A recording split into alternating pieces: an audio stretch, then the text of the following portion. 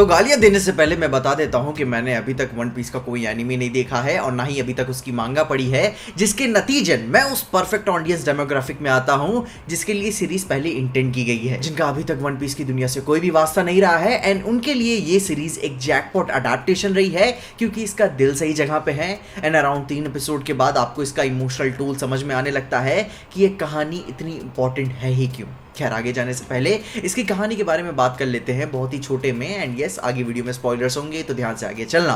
तो गुरु, ये एक ऐसी दुनिया है जहां पायरेट्स एंड ट्रेजर हंटिंग अपने चरम पे है। मंकी डी लूफी एक नौजवान लौंडा अपनी इलास्टिक पावर्स के साथ एक ऑप्टिमिस्टिक जर्नी पे निकल जाता है उस वन पीस खजाने की खोज में जिससे वो किंग ऑफ द पायरेट्स कहलाएगा। जहां रास्ते में उसने अपना नया क्रू बनाया, उसमें जोरो, नामी, उसॉप, सांजी सब शामिल हुए, जिसमें से हर एक के पास अपना एक खास सपना और एक टैलेंट था। उन्होंने रास्ते में कई सारी परेशानियों का सामना किया, इंक्लूडिंग बगी एंड कूरो, और अब तक के सबसे खतरनाक टिरानिकल फिशमैन आर्लोंग से भी लड़े। जहां फिर आगे चल के लूफी अपनी ग्रैंडफादर के साथ हिडन कनेक्शन से काफी चौंका देने वाली कहानी भी हमें नजर आती है, क्योंकि उसके ग्रैंडपा गाप एक मरीन ऑफिसर है और लूफी के पायरेट होने की वजह से उसके खून के प्यासे हो चुके हैं। जहां कितनी भी परेशानियों के बावजूद अपना स्ट्रॉ हैट पायरेट्स आर्लोंग को हराकर अपने सपनों के साथ आगे बढ़ ही जाता है। तो गुरु, ये मैंने बहुत ही हल्के में आपको बता दिया, मगर इस पूरी सीरीज का थीम वो ड्रीम है जिसके लिए आप कुछ भी करोगे। जैसे कि हर किसी के पास अपना एक सपना होता है, जैसे कि लूफी, जोरो, नामी एंड इवन उसॉप का भी एक सपना है जिसके लिए उन्होंने अपनी लाइफ दी है। एंड वो मेटाफोर काफी खूबसूरत निकल के आता है कि मैं हमेशा तुम्हारे साथ खड़ा रहूंगा मगर तुम्हारे सपने के बीच में कभी नहीं आऊंगा।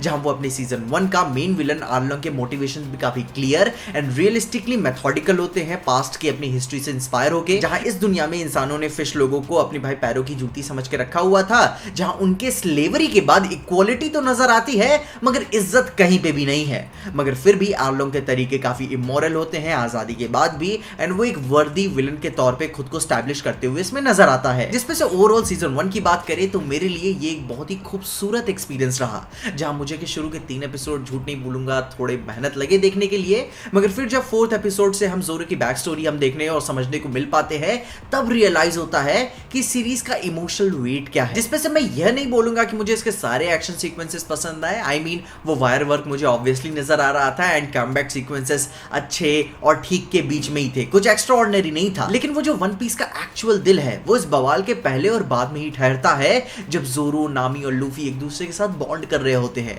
वो बाराती रेस्टोरेंट में वो होमली फीलिंग हमें देना, वो भाई दिल वहां पे निकल के आता है कि एक्चुअली में इस फ्रेंडशिप, इस फैमिली का मतलब क्या है। जहां अगर मैं कोई फेवरेट्स पिक करना चाहूं तो भाई मुझे वो सांजी और जेफ का पूरा आर्क मुझे बहुत ही इमोशनल कर दिया था कि भाई बहुत हैवी था मेरे लिए। एंड सांजी मेरा फेवरेट कैरेक्टर भी रहा थ्रू आउट सीजन 1 में, क्योंकि पहली बात तो उसका दिल सही जगह पे है एंड दूसरी बात उसे खाना बनाने आता है। जहां भाई कभी कभार वो फ्लर्ट भी कर लेता है जो कि आई थिंक उतना तो हेल्दी चलता ही है। जहां मुझे एनिमे का तो नहीं पता मगर यहां मुझे बहुत पसंद आया। एज अ न्यू कमर होने के नाते भी मुझे सांजी बहुत अच्छा लगा, जिसपे से वो कह सकते हो कि मुझे वो पुराना टाइम याद आ गया कि जैसे कि पहले के फैमिली शोज हुआ करते थे जब कैरेक्टर्स खुद को कुछ साबित करना नहीं बल्कि कहानी के लिए समर्पित होते थे।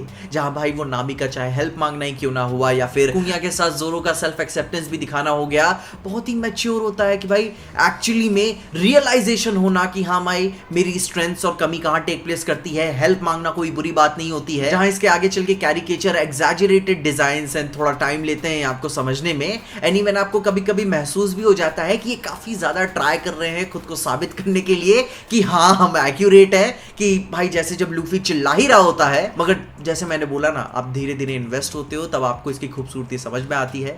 आपके इसके खूबसूरत सेट डिजाइन, इसके लोग, इसके भाई जिस तरीके से कैरेक्टर्स एंड लेंसेज का इस्तेमाल किया गया है सीन्स और शॉट्स को दिखाने के लिए, तब आपको ये रियलाइज हो पाता है कि ये एक जेन्युइन एडवेंचर टीवी सीरीज है, बहुत ही इमोशंस के साथ, कमाल के CGI और VFX के साथ भी, कि भाई काफी ज्यादा मेहनत की गई है, जो कि भाई इन्होंने मेरे जैसे शख्स को भी इंप्रेस किया जिसको वन पीस के बारे में कोई भी आइडिया नहीं था। एंड जहां ये एक अडेप्टेशन के नाम पर एक जैकपॉट रहा लोगों के लिए, क्योंकि इसका दिल सही जगह पे है और आपको महसूस भी कराता है। खैर, बाकी तुम अपने ओपिनियंस बताओ कि अगर तुमने सीरीज मांगा पढ़ी या देखी है तो अपने ओपिनियंस बताओ कि किस तरीके से कहाँ पे कहानी टेक प्लेस करती है, क्या चीज़ रख दी उन्होंने, क्या चीज़ छोड़ दी और क्या चीज़ तुम फ्यूचर में देखना चाहोगे। एंड जो कि मैं होप करता हूँ कि अगले नेक्स्ट सीजन में ये अपनी ग्रैंड लाइन के पास पहुंच ही जाएंगे, उसे खींचेंगे नहीं। बाकी तुम अपने ओपिनियंस बताओ कि ये वन पीस का अडेप्टेशन तुम्हारे मायनों में किस तरीके का रहा, तुम्हें क्या चीज़ें अच्छी लगी, क्या बुरी लगी, अपने ओपिनियंस में कमेंट जरूर बताना। और इन्हीं सारी बातों के साथ साथ मैंने गन्स एंड गुलाब के ऊपर भी बात की हुई है, जिसके लिए तुम मेरी वाली वीडियो जरूर चेकआउट कर लेना, तुम्हें सारी इन्फॉर्मेशन मिल जाएगी। मगर तब तक के लिए देखते रहिए